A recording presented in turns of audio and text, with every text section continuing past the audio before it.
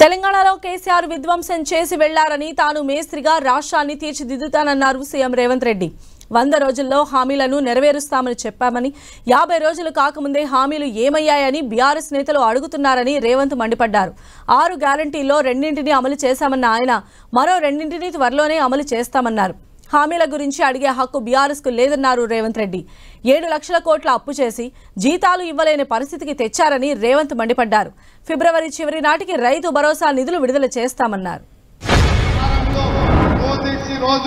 మీ జిల్లా పర్యటనలో వస్తా 17 పార్లమెంట్లలో సమావేశాలు పెడతా వారంలో 3 రోజులు మళ్ళీ మీ రేవంత్ అన్నగా మీ మధ్యకు వస్తా, మీతో ఉంటా, మీతో కలిసి నిలబడతా, మీతో కలిసి కొట్లాడతా.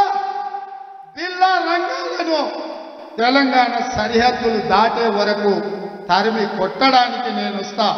మొన్నటి ఎన్నికల్లో ఓడించినాం. ఈ ఎన్నికల్లో తెలంగాణ సరిహద్దులు దాటే వరకు రంగాలు చాలా మాట్లాడుతుండ్రు.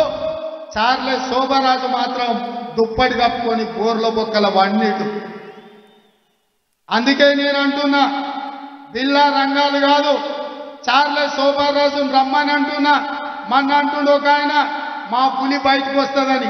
బిడ్డ, మా పులులు బోర్లు పట్టుకొని సిద్ధంగా ఉన్నారు.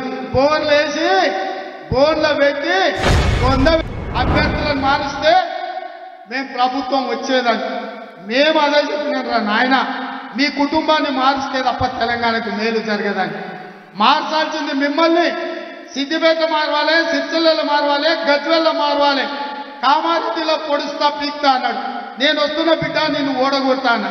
కామారెడ్డిలో పోయి కేసీఆర్ను ఓడించినా లేదా? రేపటి ఎన్నికల్లా మోడీ వేరు, కేడీ వేరు కాదు, రూపాలు మాత్రమే వేరు. వాళ్ళు ఇద్దరు ఒకటే. నాన్నకి బొమ్మ బొరుసు లాంటి వాళ్ళు. రేపు అప్పితప్పి 1, 2 కేసీఆర్ గెలిచిన ఢిల్లీకి పోయి మళ్ళీ అవి మోడీకే ఇస్తాడు. ఎందుకంటే మారు పేరగాడు. కేసీఆర్ మీకు తెలుసు కదా, మారు పేరగాడు. ఈడ ఒక రూపంలో జమ చేస్తాడు, ఢిల్లీకి పోయి ఇంకొక రూపంలో అమ్ముకుంటాడు. అక్కడక్కడ రేవంత్ రెడ్డి మేస్త్రి అంటారు.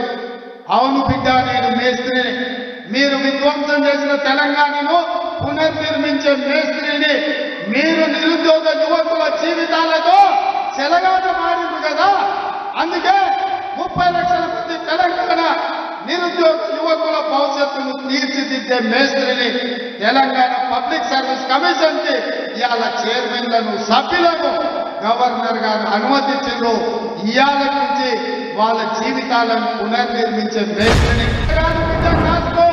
మిమ్మల్ని 100 మీటర్ల గోతు నుంచి పాతి కట్టి మీకు గోరీ కట్టే మేస్త్రిని, మిమ్మల్ని గోరీ కట్టే మేస్త్రిని నేనే బిడ్డ.